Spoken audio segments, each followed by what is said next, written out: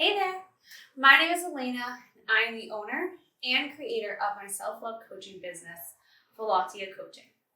I'm a certified health, life, and transformation coach.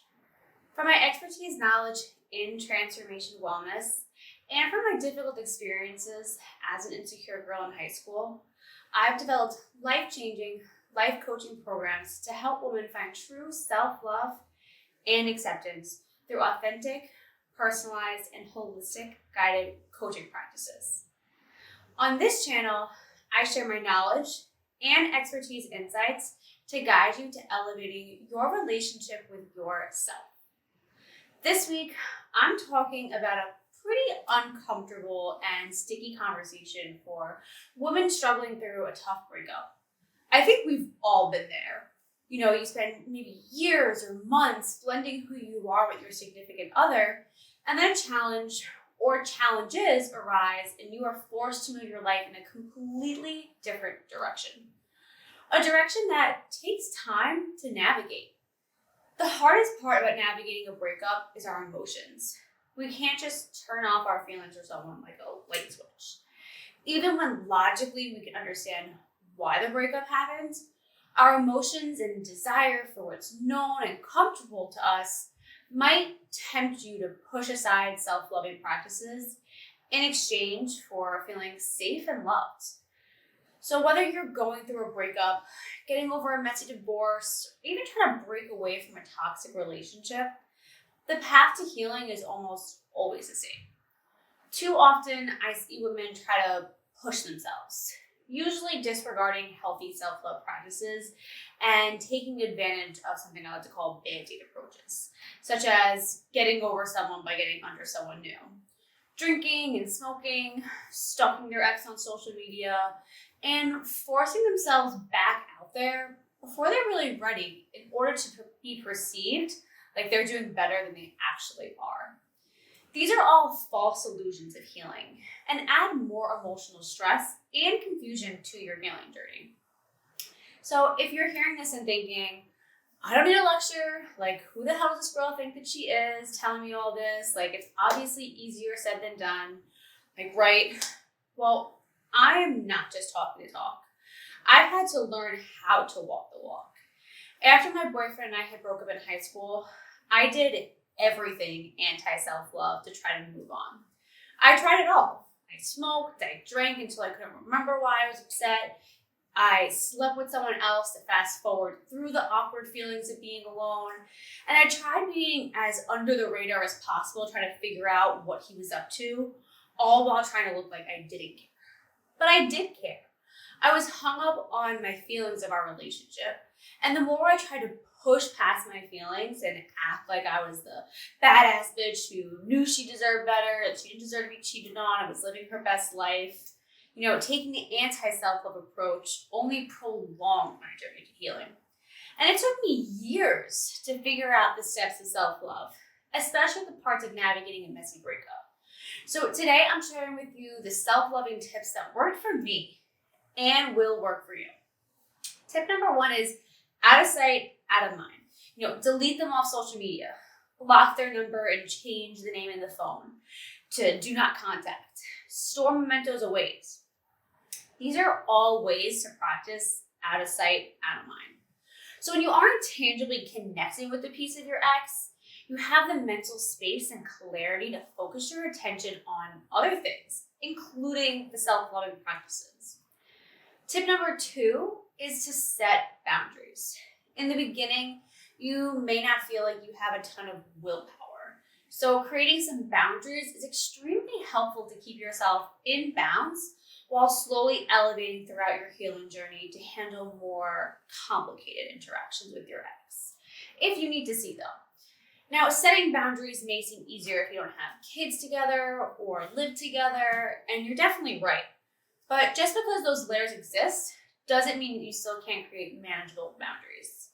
If you're divorced and you share children, maybe limiting voice interaction is a good stepping stone. You can communicate through text.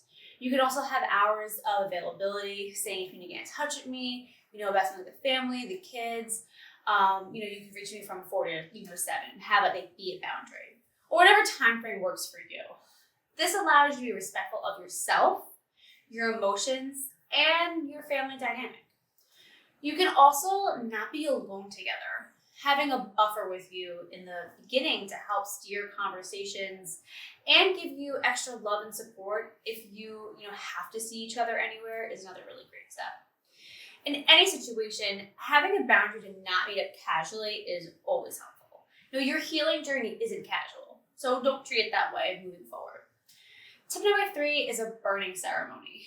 And it took me years later to do this one, but it's extremely therapeutic and revitalizing. A burning ceremony is a holistic and transformative ritual that you can perform at home to release what is no longer serving you. It's an inspirational practice of ultimately releasing the past. You gather any mementos, letters, pictures, anything from the relationship that you feel attachment to that you believe releasing would be helpful for you moving forward. I had written a typed up letter that was like 7 pages long. It had been like 10 years since the relationship had happened, and I didn't have any items or pictures from the relationship. So that's what I use, but you can feel free to use as whatever you'd like to make this as personal as intimate for you. In my case, I'd already been, I am already happily married, but I still felt myself holding on to anger for how I let this person treat me from my past. So that's why I decided to write the letter. Ultimately, during the ceremony, you want to place a candle or a heat source in the center of a fire-safe vessel.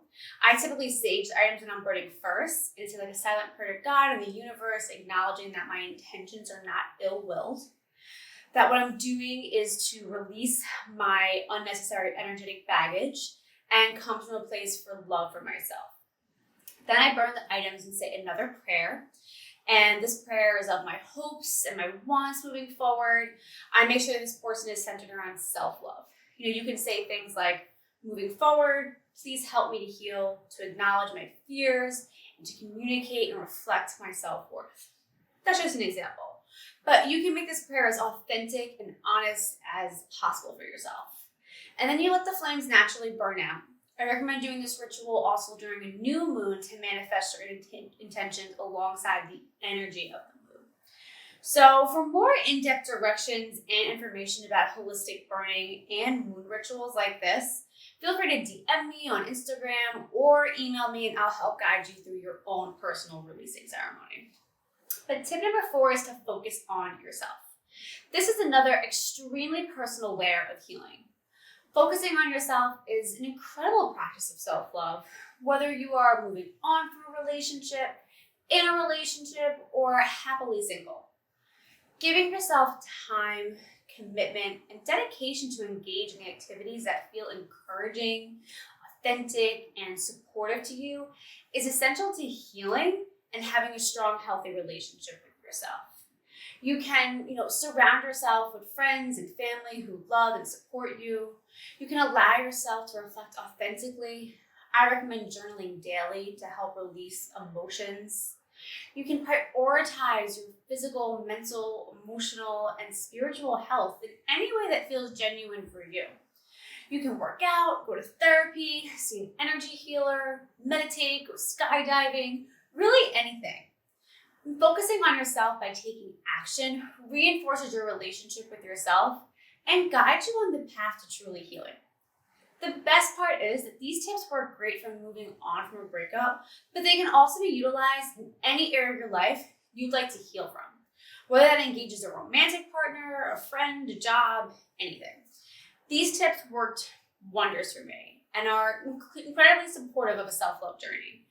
I encourage you to try these tips to help prioritize your relationship with yourself and to begin truly healing. So if you enjoyed today's self-love conversation, be sure to click the subscribe button to my channel. Also be sure to follow me on Instagram at Falatia Coaching or online at falatiacoaching.com for more free self-love content. That's it for today. Until next time, remember, you're worthy of love. XOXO.